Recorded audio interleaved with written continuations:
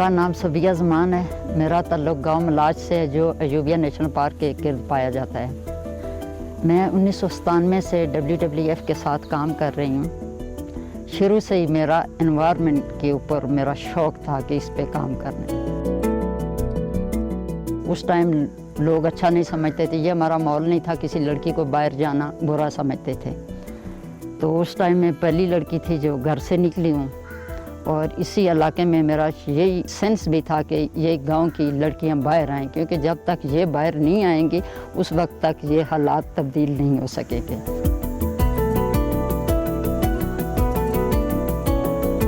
उस टाइम तालीम भी नहीं थी, लड़कियों को स्कूल भी नहीं भेजते थे और स्कूल भी नहीं थे। एक हमारी वो अपने ही रिश्तेदारों में से हम जब गांव में जाते थे तो वो देखती थी तो कहती थी कि ठीक है भाजी पढ़ गई है, तो उसने तैयार कर लिया कि मैं, उस टाइम वो मेरे ख्याल में दूसरी के तीसरी क्लास में थी। आज अल्लाह का शुक्र है कि वो PhD कर रही है और हमारे गांव की, इसी गांव की। और ये मेरा मकसद था कि ये तालीम हासिल करें और अच्छे रास्ते की तरफ जाएं और इस माहौल को बचा सकें और इस माहौल के लिए अच्छा सोचें, क्योंकि जिसके पास तालीम नहीं है वो इस माहौल के लिए कभी नहीं अच्छा सोच सकता। क्योंकि जो आता है वो कहते हैं हाँ वो है, अल्लाह ने किया है, ठीक है अल्लाह ने दिया है, लेकिन इस्तेमाल का जो है तरीका गलत है।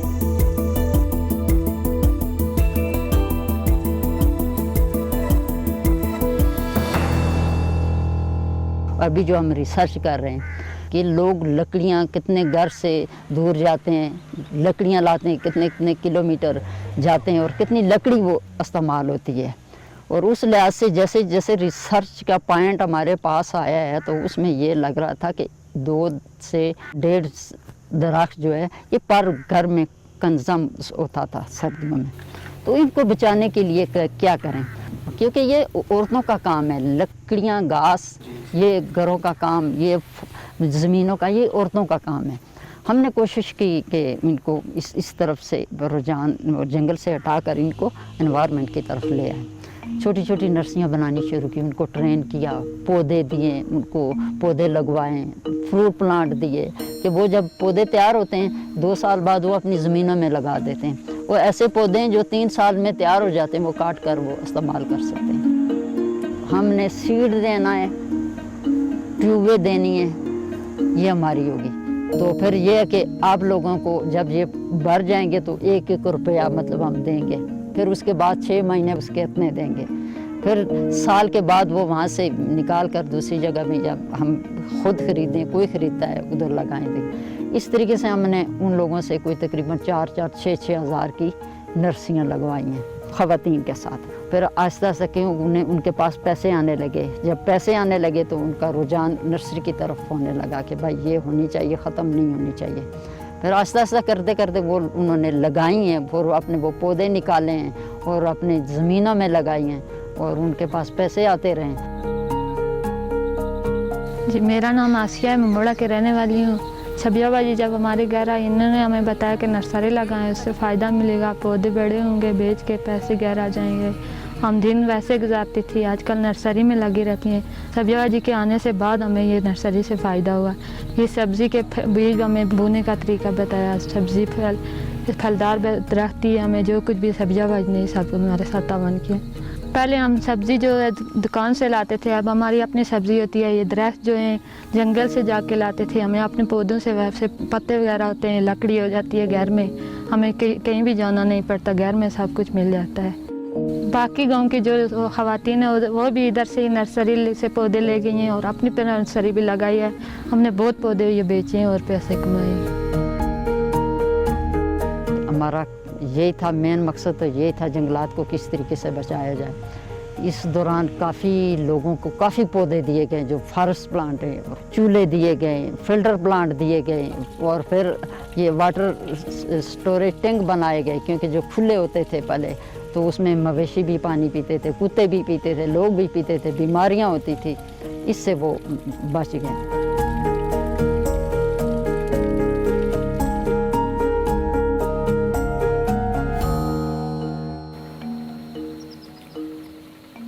मेरा नाम काजी सजाउल खान है और मेरा ताल्लुक़ गांव मोड़ा से है और मेरी एज तकरीबन 70 साल है। इस 70 साल का ज़्यादातर रास्ता जो है वो यहाँ मुझे गांव में ही गुजरा है। मैं कहीं मुलाजिम पेशे के लिए नहीं गया हूँ। ये अयूबिया के साथ हमारा गांव है और अयूबिया के साथ ही मौलिक ये जंगलात हैं जो हमारे करीब हैं।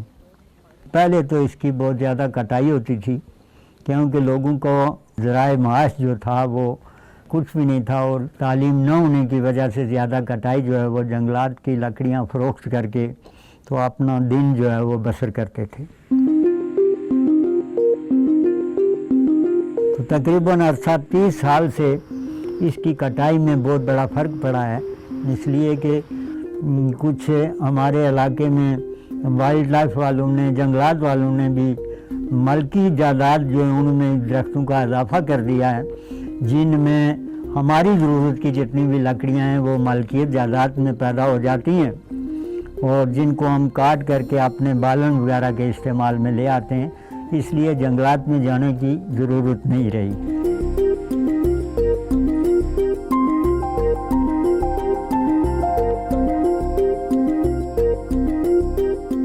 मेरा नाम साजिद हुसैन है और मेरा तल्लक अयूबिया नेशनल पार्क के एक गांव नथिया गली गांव मलाज से है। यहाँ पर तो एक ऐसा दरख्त था जिसको टेक्सास वैली चाइना कहते थे। वो लोग इतना अनपार्टेड वो दरख्त था कि वो उसका जो टेक्सोल निकाल के कैंसर के इलाज में आखिरी स्टेज में जो इंजेक्शन दिया जाता है वो उसमें से बनता था।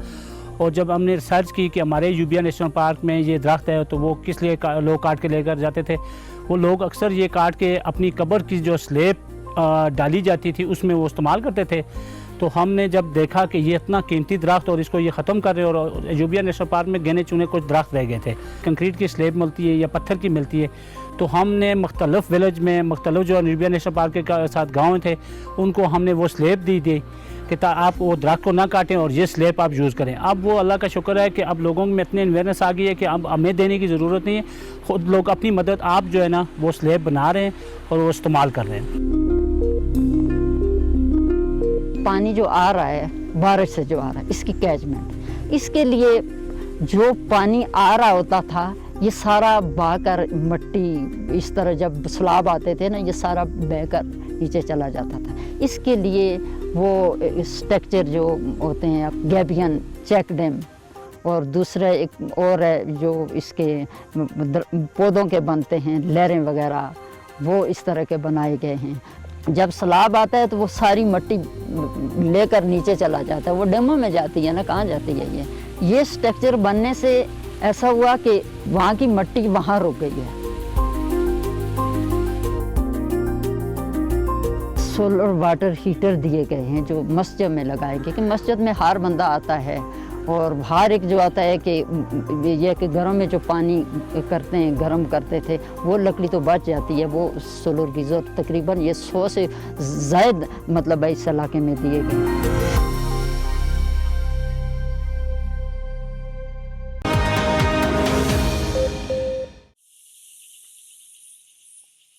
अयूबिया नेशनल पार्क जिसकी बिना पर बना है वो था कॉमन लेपर्ड।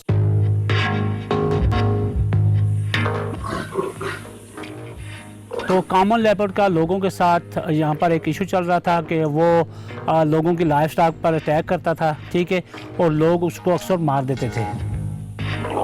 क्योंकि आबादी बढ़ने की वजह से लोग इतने फारस के करीब हो गए हैं और फारस के अंदर घुस गए हैं, जिसकी वजह से वो लोगों पर या लोगों की लाइफ स्टाइल पर अटैक करता है। क्योंकि उसके रहने के लिए भी एक मखसूस जगह होती है। जब आप किसी के घर में दाखिल होते हैं तो ज़ाहिर है उसने कोई अटैक तो करना होता है।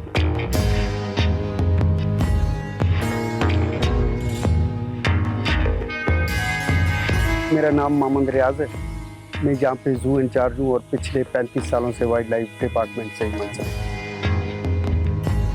जिस तेज़ी से हमारी आबादी बढ़ रही है और हमारे जंगलात कम हो रहे हैं तो इसकी वजह से ये जो जानवर हैं इनकी ज़मीन भी तंग हो रही है। तो जब हम ये इंक्रोचमेंट नहीं करेंगे, इन जंगलात को नुकसान नहीं पहुँचाएंगे, यहाँ जंगलात में किसी किस्म की डिस्टर्बेंस आप नहीं करेंगे तो ये जो जानवर है इसके लिए इतनी खुराक इन जंगलों में मौजूद है कि ये लाइफ स्टॉक तक जाएगा ही नहीं। जब यहाँ पे आप डिस्टर्बेंस पैदा करते हैं, जंगलात काटते हैं या इंक्रोचमेंट करते हैं तो जाहिर है इन्होंने भी तो जिंदा रहना है, तो फिर ये जंगलों से निकलकर आबादियों का रुख करते हैं। जिस तरह बाज लोग कहते हैं लेपर्ड नहीं है तो क्या है, अब लेपर्ड नहीं होगा तो यहाँ पे वाइल्ड बोर इतने ज़्यादा हो जाएंगे, मंकीज, बल्कि दूसरे छोटे प्रेडेटर जितने भी गीदड़, जैकाल, ये सारी चीज़ें इतनी ज़्यादा हो जाएंगी कि लोगों का जीना हराम कर देंगे।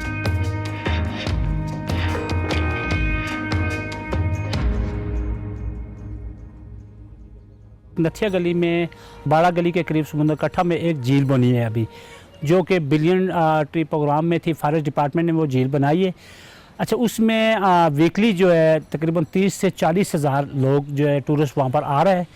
और सबसे बड़ा जो वहाँ पर एक मसला है जिस पे अभी हमने अवेयरनेस प्रोग्राम शुरू किए हुए हैं, उनके साथ वहाँ पर कर भी रहे हैं, मुख्तलिफ स्कूलों के साथ बच्चों को लेकर जाते हैं वहाँ पर, सफाई मुहिम ये लोगों के सामने कर रहे हैं कि ताकि जितना भी टूरिस्ट आ रहा है वो इतना सॉलिड वेस्ट अपने साथ चीज़ें लेकर आ रहा है और वहीं पर वो फेंक के जा रहे हैं ना।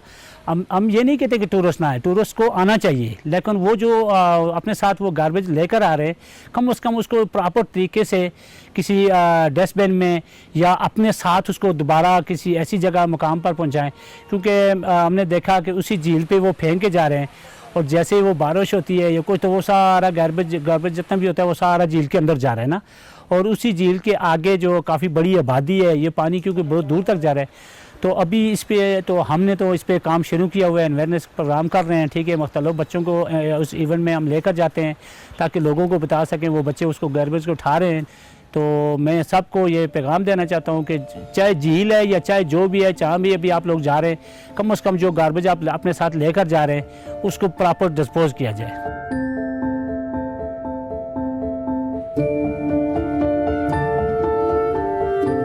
ये जो सिलाई कढ़ाई का स्कूल था, इसमें भी काफ़ी लड़कियां जो है इन्होंने ट्रेनिंग दी है। हर घर में 10 लोग तो होते ही होते हैं और आजकल का दौर ये है कि हर महीने में 1-2 जोड़े तो होते हैं। वो वाले पैसे जो उन जोड़ों के बाहर दिए जाते हैं वो उनके बच गए हैं और जो लोग नहीं सी सकते उनकी सी लें, उनके पास पैसे आ रहे हैं।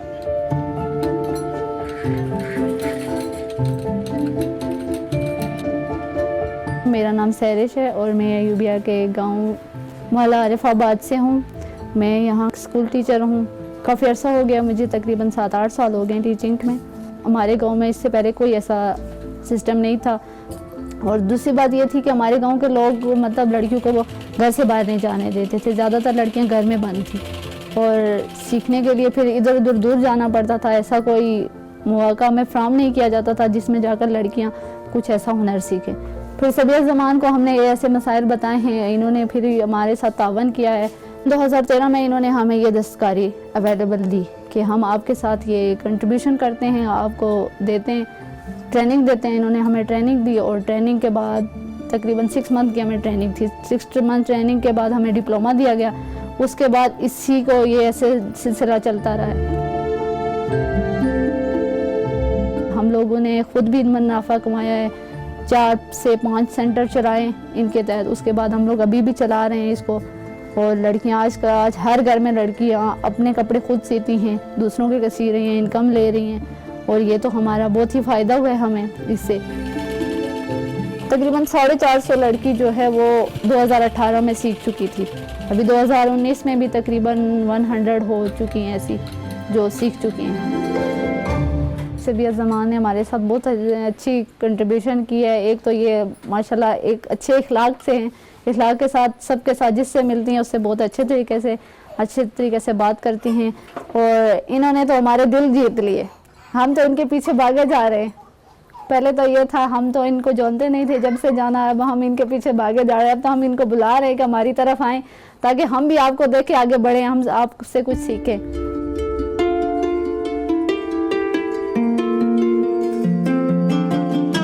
कोनीफर का जो दरख्त होता है वो दरख्त तकरीबन 100 साल का जाकर ये जवान होता है और काटने में कुछ मिनट्स लगते हैं। 50 साल पहले जहाँ पे जंगल हुआ करता था तो अब वहाँ पे घर बने हुए, वो जगह खाली हो गई है क्योंकि आबादी बढ़ चुकी है।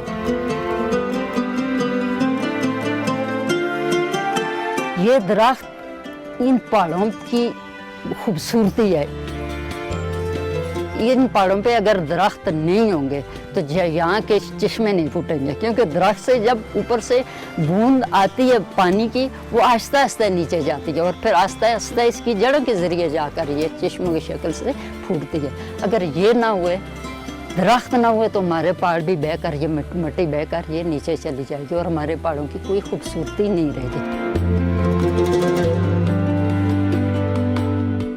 आज से 10-12 साल पहले जो दरख्त खुद लगाए थे, और आज उस जंगल को देखकर मेरा दिल खुश हो रहा है कि यही मेरा मकसद था। और यही मैं पैगाम देना चाहती हूँ कि ज़्यादा से ज़्यादा दरख्त लगाएं और अपने इलाके को और इस मुल्क को खूबसूरत बनाएं। ये दरख्त नहीं होंगे, यहाँ पे गर्मी होगी।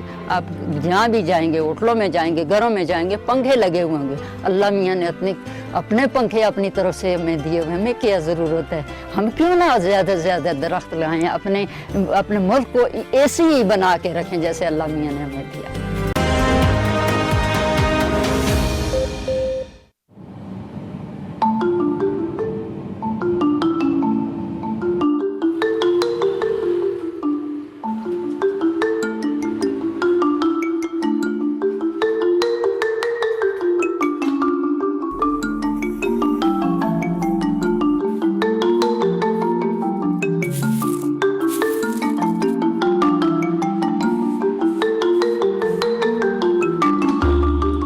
मेरा नाम परवेज़ अख्तर उस माजू। मैं काम ये करता था, सोना ढूंढने वाली बात, क्योंकि कारोबार ज़्यादा तो मैं दुकान डाल दी। मेरे यहाँ 3 आदमी है, ये अमीर मसीह है, दिवाकत है, सैमुअल है। ये सुबह आते हैं 6 बजे, काम करके आते हैं, जब मिट्टी लेके आते हैं यहाँ पे धोते हैं। सराफत कदीम बाजार है, यहाँ पे सुनहरे भी है, कारीगर भी हैं, लेकिन इनकी मिट्टी ज़ाया नहीं जाती।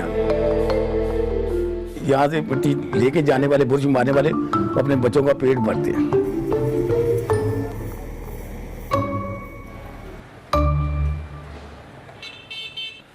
मेरा नाम हमीद मसीह है।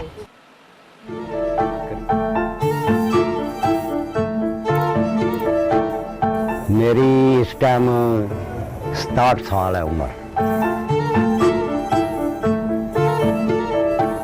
मैं ये जी 84 से काम कर रहा हूँ। न्यारिये का मकसद ये है कि हम सुबह सुबह आते हैं, 6 बजे आ जाएं, 5:30 आ जाएं, 7 बजे आ जाएं, आन के गलियों में, बाज़ारों में, ख़ासकर सराफा बाज़ार में बुरश लगाते हैं, उसकी मिट्टी इकट्ठी करते हैं, फिर उसको धोते हैं। रत्ती सोना निकले, आधी रत्ती सोना निकले, हमारे लिए वो भी बहुत है। ये हमारा काम इतना का सख्त है ना, कोई जैसे कहते हैं ना कि छत तोड़ने वाली बात, हमारा काम ऐसा है कि हम सड़कों से मिट्टी इकट्ठी ऐसे करते हैं कि जैसे सड़क तोड़ने वाली बात हो।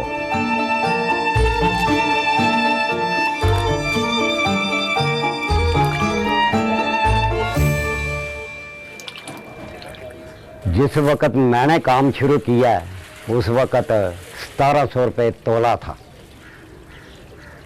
अब 70,000 है। क्या करेंगे? सुनहरे मिट्टी जो दुकान की मिट्टी जो होती है ना, वो भी अंदर लेके जाते हैं। पहले बुरश लगाते थे, बाहर फेंकते थे, अब वो भी मिट्टी इकट्ठी करते।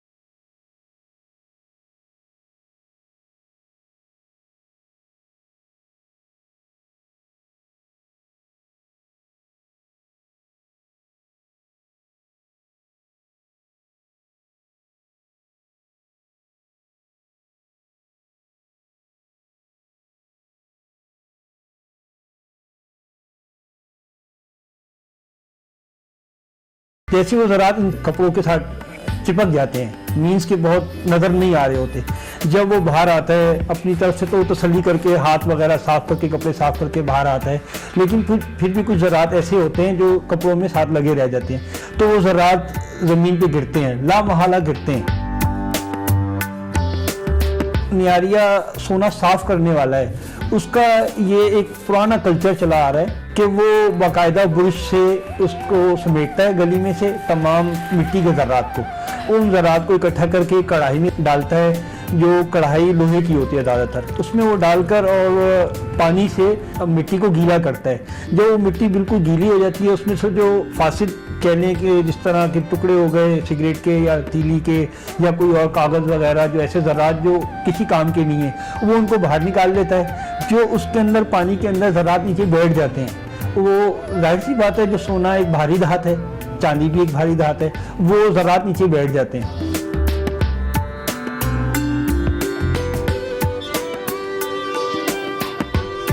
मुझे हो गया जी तकरीबन 40 साल इस काम में, न्यारे में।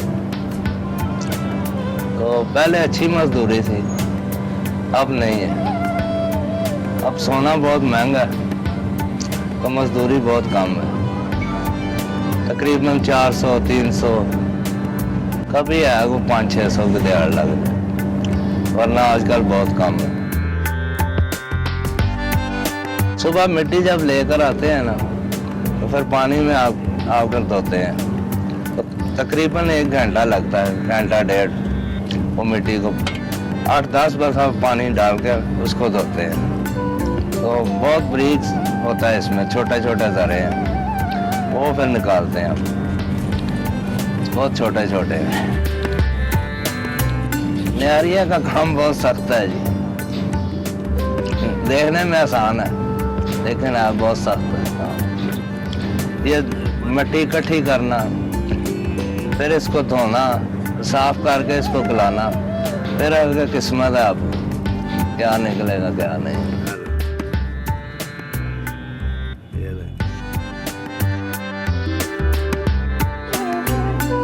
और वो कितने ज़रात हैं वो इकट्ठा करता है, एक कुठियाली कहलाती है मिट्टी की कुठियाली में इकट्ठा करके उसको वो गलाता है। जब वो गला के उसको फिर दोबारा तेज़ाब के अंदर डालता है। तेज़ाब भी 3 किस्म के एसिड होते हैं, एक होता है नमक का तेज़ाब, एक होता है शोरे का तेज़ाब, एक होता है गंधक का तेज़ाब।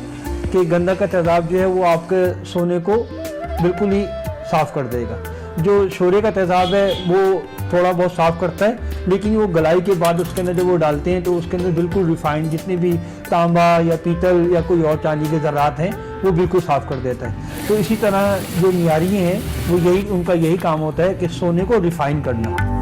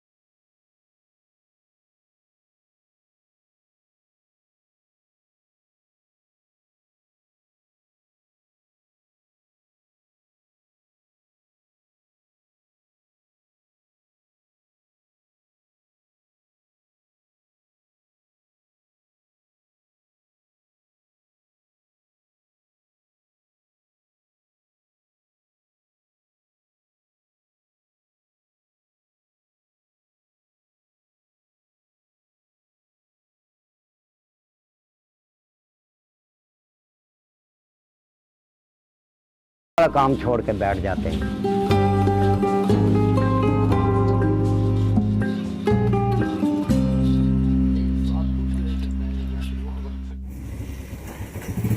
मेरा असलम परवेज़ नाम, मेरा जी पिंडी से ताल्लुक़ है।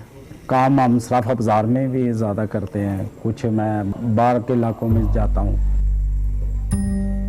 इधर हैं कारखाने, वर्षे जिसको कह लें, या मतलब छोटे छोटे कारीगर बैठे हुए हैं, वो जब काम करते हैं तो वो ही सोना कारपेट पे गिरता है। वही सोना पाँव के साथ लगता है, वही मिट्टी अंदर इकट्ठी होती है। 1 साल या 6 महीने के बाद वो फिर उसको बेचते हैं। शॉप के अंदर की बात है ना, वो कारीगर जो वहाँ पे बैठा हुआ है उससे नियारी आके डील करता है कि आया कि आपके पास ये सोने नियारा इकट्ठा हुआ है, जो मिट्टी इकट्ठी हुई है वो 1 साल की है या 2 साल की है। तो उसमें कारीगर को पता होता है 1 साल में मैंने कितना काम किया है, कितना मेरा नियारा बचा हुआ है। हम जब मिट्टी उधर से जा चेक करते हैं ना, वो हमारा एक गैस होता है, थोड़ी सी मिट्टी, इतनी सी मिट्टी लेकर ना, ठीक है, इसके तले के ऊपर ना ऐसे फूंक मार के ना चेक करते हैं, उसके अंदर किरस और सोना मोटा नज़र आता है, ठीक है। हम मिट्टी लेकर आते हैं, हमने गैस 60,000 का मिट्टी लिया हमने, ठीक है। हमारा एक तुक्का होता है ना गैस, अगर लग गया अच्छा तो मजदूरी है। कभी ऐसा होता है कि 60,000 का लेके हैं तो 30,000 का भी सोना निकलता है। ऐसा भी होता है कि हम 60,000 का लेके आते हैं तो लाख रुपए का भी सोना आ जाता है और 80,000 का भी आता है। ये हमारे मुकद्दर है। जो कारपेट के अंदर ज़रात आते हैं वो कारपेट के अंदर से निकाले नहीं जा सकते, ठीक है ना वो बुरश के जरिए निकल सकते हैं, ना कोई और तरीका है। तो दुकानदार भी, जो कारीगर है, वो इस झंझट में या इस परेशानी में नहीं पड़ना चाहता कि मैं इतना इस पर टाइम ज़ाया करूं, वो नियारिये को दे देता है।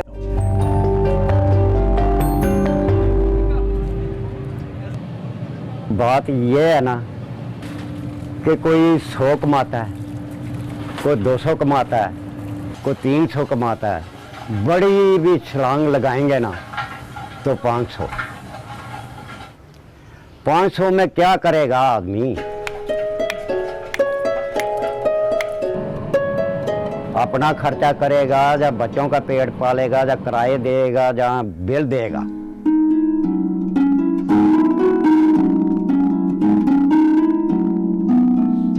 ₹15,000 किराया दे रहा हूँ, 15,000 रुपया बिजली का बिल दे रहा हूँ, 15,000 रुपया किनारा सुई गैस का बिल दे रहा हूँ। ये कहाँ से मैं पूरा करूँगा?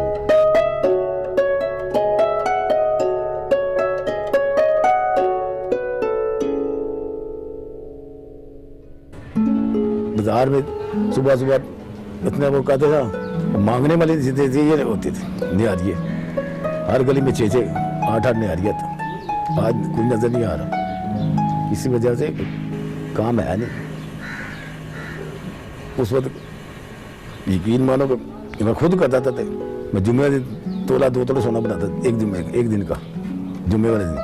तो आज एक रत्ती नहीं बनता।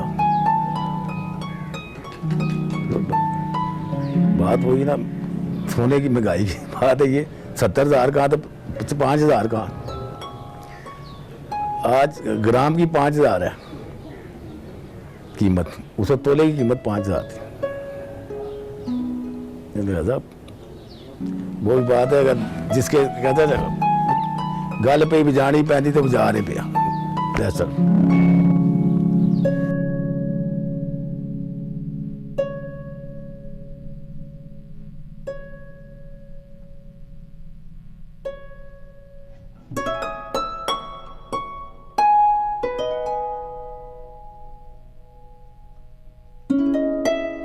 अब छोड़ के क्या करूंगा मैं, कि नौकरी को मिल नहीं सकती। सरकारी तो बहुत दूर की बात है, प्राइवेट नौकरी नहीं मिलती। वो भी कहते हैं जा बाबा तेरी उम्र नहीं है। क्या करें, हम इसके अलावा और कुछ नहीं कर सकते। क्या करेंगे? ये भी अल्लाह ताला का शुक्र है कि इतनी की हिम्मत है कि 200-400 रुपया जो है वो कमा लेता हूं मैं। क्या करेंगे?